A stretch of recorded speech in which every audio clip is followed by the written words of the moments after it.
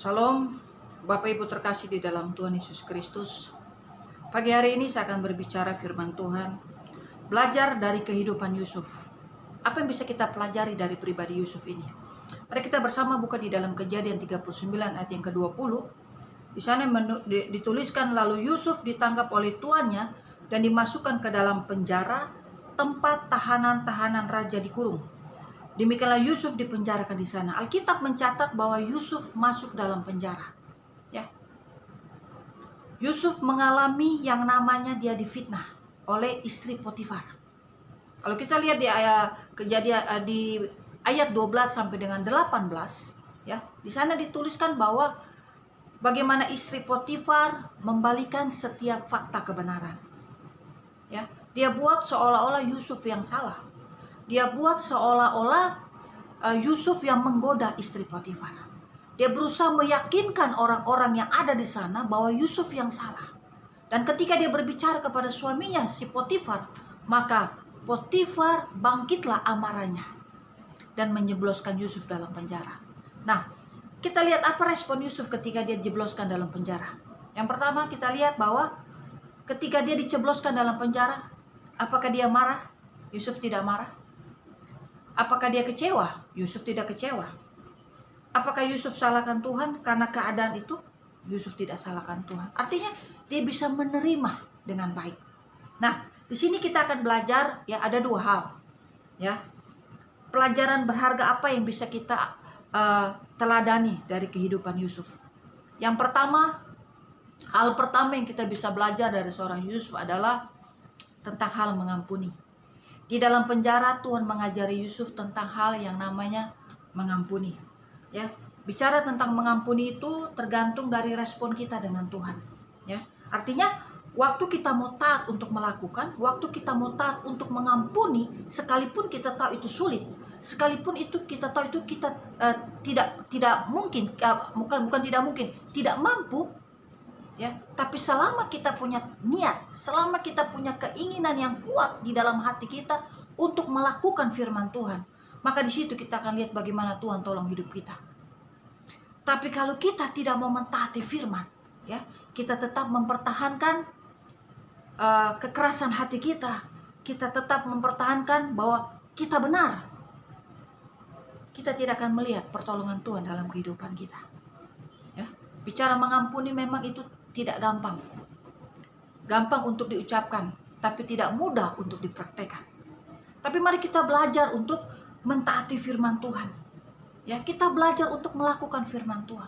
Waktu kita taat kepada firman Tuhan, maka kita akan melihat Tuhan akan memulihkan kehidupan saudara dan saya. Tuhan akan menolong kehidupan saudara dan saya. Taati firman Tuhan itu tidak susah. Yang membuat kita susah untuk mentaati firman Tuhan adalah gengsi kita. Saya mau sampaikan kepada saudara, gengsi kita tidak akan pernah membuat kita melihat pertolongan Tuhan. Ketika kita pertahankan gengsi kita, kita tidak akan pernah melihat Tuhan menolong hidup kita. Tuhan memulihkan kehidupan kita. Tuhan menolong kehidupan kita. Tapi justru sebaliknya, akan membuat kita menjadi pusing, akan membuat kita menjadi stres. Ya. Jangan suka simpan kepahitan itu berlama-lama. Jangan suka simpan kekecewaan itu berlama-lama. Jangan suka simpan sakit hati itu berlama-lama. Kenapa? Itu ibaratnya kita sedang simpan sampah dalam hati kita, dalam hidup kita. Ya, lama kelamaan dia semakin naik. Dan itu bisa mengakibatkan apa? Bau busuk. Dan itu bisa, ketika sudah bau busuk, lama-lama jadi penyakit. Nah, kalau kita pertahankan itu terus dalam kehidupan kita, lama-lama itu akan menimbulkan masalah baru dalam kehidupan kita. Saudara, satu ketika saya bertemu dengan seorang ibu, ya. Dia mengalami sakit penyakit dan penyakitnya cukup parah. Dan ketika kita berdoa bersama-sama dengan ibu ini, Lalu tiba-tiba ada satu gambaran yang ada di dalam hati saya, bahwa ibu ini dia sedang simpan sesuatu. Dia sedang simpan yang namanya kepahitan. Lalu saya katakan kepada ibu ini, ibu harus bisa mengampuni. Jangan simpan kepahitan berlama-lama. Jangan simpan sakit hati, kekecewaan itu berlama-lama. Karena itu akan merugikan diri ibu sendiri. Waktu saya berbicara kepada dia, tiba-tiba air matanya jatuh. Dia menangis. Lalu saya katakan kepada dia, datang sama Tuhan. Buka hati ibu. Biarkan Tuhan memulihkan hati ibu. Dan apa yang dia lakukan? Dia punya respon yang benar, dia punya respon yang baik. Dia datang sama Tuhan, dia tersungkur. Dia minta ampun sama Tuhan. Dia melepaskan pengampunan. Dia melepaskan sakit hati, dia melepaskan kekecewaannya. Dia melepaskan kepahitannya. Dan apa yang terjadi? Waktu dia melakukan itu, Tuhan pulihkan hatinya. Dia merasakan ada sesuatu yang terjadi dalam kehidupannya. Beban yang dia pikul sekian lama waktu itu tiba-tiba plong. Tiba-tiba hilang dari hidupnya. Bukan hanya hatinya Tuhan pulihkan, tapi penyakit yang dia derita sekian lama waktu, dalam hitungan hari itu, Tuhan sembuhkan dia. Kenapa? Karena dia mau taat. Kuncinya taat, saudara. Kalau kita mau bertahan dengan Tuhan, kita tidak akan pernah bisa menang. Saya mau tanya, kita mau simpan itu buat apa? Kalau kita simpan emas atau kita simpan berlian, itu jelas ada keuntungan ketika kita simpan itu. Kita bisa jual atau kita bisa pakai. Ada nilainya. Tapi kalau kita simpan kepahitan, simpan sakit hati, simpan kekecewaan berlama-lama waktu. Ya, saya mau kasih tahu, kita boleh tutup itu sedemikian rupa. Ya, kita boleh bungkus dengan kertas kado yang indah. Tapi saya mau sampaikan kepada saudara, kita bisa menutupi itu di hadapan manusia, tapi kita tidak bisa tutup itu di hadapan Tuhan. Mari lepaskan pengampunan. Mungkin saat ini engkau sedang melihat video saya. Mungkin engkau sedang mengalami yang namanya kepahitan, sakit hati, kecewa. Mungkin kita sudah simpan berlama-lama waktu. Mungkin bertahun-tahun, berbulan-bulan, berhari-hari, berminggu-minggu. Saya mau sampaikan kepada saudara, lepaskan itu. Jangan simpan itu. Sama saja kita sedang simpan sampah dalam hidup kita. Ada begitu banyak orang saya temui, ya. Mereka punya penyakit A, B, C, D dan seterusnya. Dan ketika kita berdoa bersama-sama, apa yang terjadi? Mereka simpan kepahitan. Mereka simpan sakit hati. Mereka simpan kekecewaan. Dan ketika mereka mengaku di hadapan Tuhan, Tuhan tidak pernah berlambat-lambat untuk menolong. Ketika Tuhan menolong, Tuhan pulihkan mereka secara total.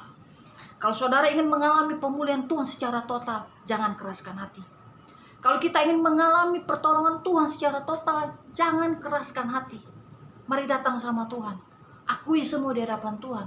Dan Tuhan akan pulihkan hidup saudara. Belajar dari Yusuf. Ya, sekalipun dia mengalami ketidakadilan dalam hidupnya. Dia difitnah oleh istri Potifar. Dia tidak melakukan apa-apa, tapi seolah-olah dibuat bahwa dia melakukan sesuatu. Tapi di penjara itulah Tuhan mengajari Yusuf untuk apa? Mengampuni. Ya. Alkitab katakan, jangan balas kejahatan dengan kejahatan, tapi kita balas dengan kebaikan. Saudara, pilihan ada di tangan kita. Kalau kita mau tetap keraskan hati, kita tidak akan pernah lihat pertolongan apapun dalam hidup kita. Tapi waktu kita mau taat, kita akan melihat bagaimana Tuhan pulihkan kita secara total. Bagaimana Tuhan pulihkan kita secara utuh. Ya. Oleh sebab itu saya mau sampaikan, mari jangan simpan barang-barang busuk, barang-barang yang tidak berguna. Buang itu. Ya. Amsal, kita buka di dalam Amsal 17 ayat yang ke-22. Dikatakan apa? Hati yang gembira adalah obat yang manjur, tetapi semangat yang patah keringkan tulang. Ya. Hati yang gembira.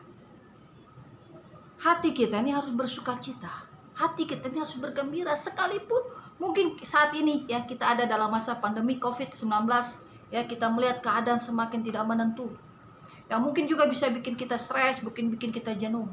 Tapi mari belajar dari kitab Amsal 17 ayat yang 22. ya, hati kita. Hati kita harus bersuka cita. Hati kita harus bergembira ria. Ya, dikatakan bahwa semangat yang patah keringkan tulang. Waktu kita tidak punya pengharapan, hilang pengharapan, putus asa, kecewa, kepahitan, sakit hati, dan lain sebagainya, kita tidak punya kekuatan apa-apa di dalam Tuhan. Jadi hal yang pertama yang saya mau sampaikan, belajar dari kehidupan Yusuf. Di dalam penjara Tuhan ajar Yusuf untuk apa? Mengampuni. Ya, lalu yang kedua, apa yang bisa belajar dari kehidupan Yusuf? Yang kedua, Kejadian 40 ayat yang ke-23. Tetapi Yusuf tidaklah diingat oleh kepala juru minum itu, melainkan dilupakannya. Ya, ada 2 orang di dalam penjara, yang satu juru minum, yang satu juru roti. Ya, mereka mendapatkan mimpi. Lalu mimpi itu mereka ceritakan kepada Yusuf.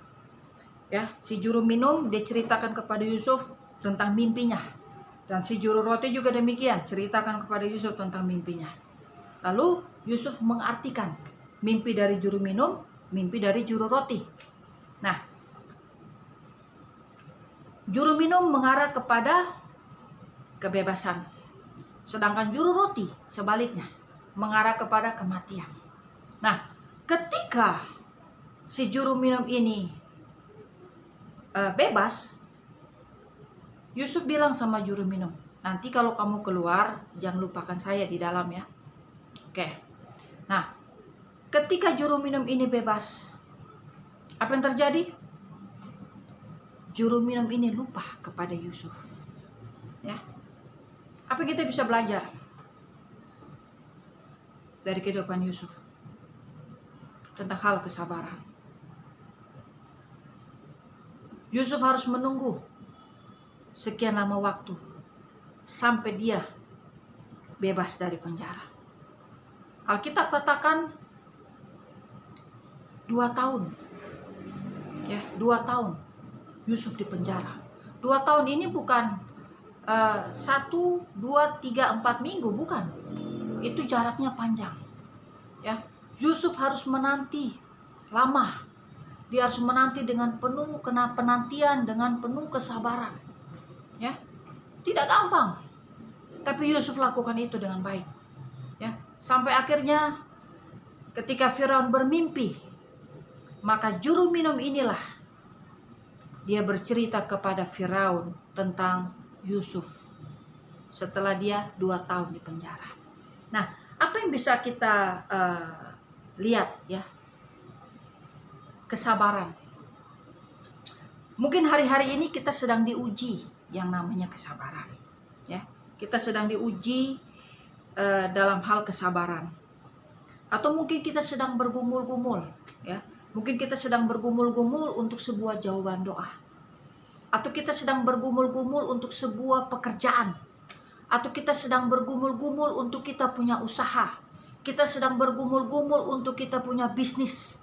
Kita sedang bergumul-gumul untuk kita punya keluarga. Kita sedang bergumul-gumul untuk suami kita. Kita sedang bergumul-gumul untuk istri kita. Kita sedang bergumul-gumul untuk anak-anak kita. Ya. Mungkin kita sedang bergumul-gumul. Tapi saya mau sampaikan, kalau kita belum melihat jawaban doa terjadi dalam kehidupan kita, jangan pernah putus asa.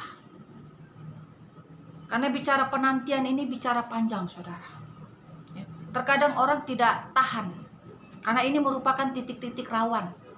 Ya, kenapa saya katakan titik rawan? Ketika orang menanti begitu panjang, ketika dia bergumul-gumul belum melihat jawaban apa-apa, itu yang membuat seringkali orang mulai patah semangat. Itu yang membuat seringkali orang mulai putus harapan, mulai hilang harapan, mulai jenuh, mulai pertanyakan kenapa dan kenapa Tuhan. Maka saya katakan ini yang merupakan titik rawan. Ya. Kalau hari ini kita sedang bergumul-gumul dan kita belum melihat jawaban Tuhan, kita belum melihat pertolongan Tuhan datang dalam kehidupan kita, saya mau sampaikan jangan pernah putus asa. Terus berdoa, terus bersabar, terus menanti-nantikan Tuhan sampai Tuhan menjawab doa saudara dan saya. Sampai Tuhan menolong hidupmu. Sampai Tuhan turun tangan atas hidupmu. Sampai Tuhan melakukan mujizat dalam hidupmu. Saudara, sabar ya. Sabar itu kita tidak pernah tahu kapan selesainya. Sabar itu tidak ada batasnya, saudara. Tapi saya percaya ketika Yusuf ada di dalam penjara, ketika dia dilupakan oleh kepala juru minum ini, saya percaya di dalam 2 tahun itu Tuhan ajar banyak hal kepada Yusuf. Saudara, kalau hari ini kita belum lihat pertolongan, jangan mudah menyerah. Ya, karena di dalam penantian yang panjang, terkadang Tuhan lagi mengajarkan sesuatu. Tuhan sedang mengajarkan nilai-nilai yang berharga dalam kehidupan kita. Ya, terus berdoa, terus berharap, terus menanti-nantikan Tuhan. Saya percaya Tuhan pasti tolong kita tepat pada waktunya. Ya, Tuhan tidak pernah terlambat menolong kita. Tuhan tidak pernah seolah-olah melambat-lambat untuk menolong kita, tidak. Tapi kalau hari ini kita belum lihat pertolongan itu, kalau hari ini kita belum lihat jawaban itu, kalau hari ini kita belum lihat Tuhan buka jalan, jangan patah semangat. Teruslah berharap. Karena Alkitab katakan, orang yang berharap kepada Tuhan tidak pernah dikecewakan. Orang yang terus menanti-nantikan Tuhan tidak pernah ditinggalkan. Yesaya 40:31, orang yang menanti-nantikan Tuhan mendapat kekuatan baru. Teruslah berdoa, teruslah menanti-nantikan Tuhan. Jadi ada 2 hal yang kita belajar dari kehidupan Yusuf. Yang pertama, melalui penjara, Tuhan mengajari Yusuf tentang yang namanya mengampuni. Dan yang kedua, melalui penjara, Tuhan mengajari Yusuf tentang kesabaran. Biarlah firman Tuhan ini yang saya sudah sampaikan, biarlah itu boleh menjadi berkat bagi kita yang mendengarkan. Shalom, Tuhan Yesus memberkati.